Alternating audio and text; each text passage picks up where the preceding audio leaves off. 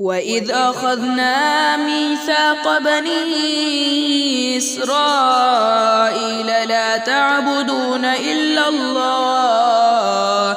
وبالوالدين إحسانا وذي القربى واليتامى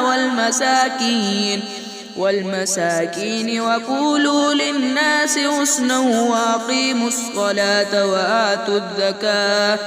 ثم توليتم إلا قليلا منكم وأنتم معرضون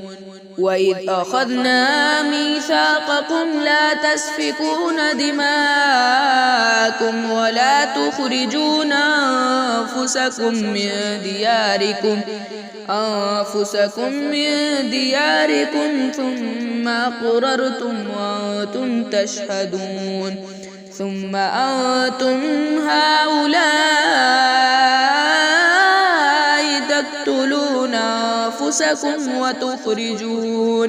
وتخرجون فريقا منكم من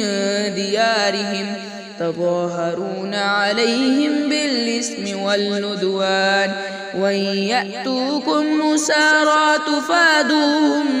تفادوهم وهو محرم عليكم إخراجهم أفتؤمنون ببعض الكتاب وتكفرون ببعض فما جزاء من يفعل ذلك منكم إلا خزي في الحياة الدنيا ويوم القيامة يردون إلى أشد العذاب وما الله بغافل عما تعملون أولئك الذين اشتروا الحياة الدنيا بالآخرة فلا يخفف عنهم العذاب ولا هم ينصرون صدق الله العظيم.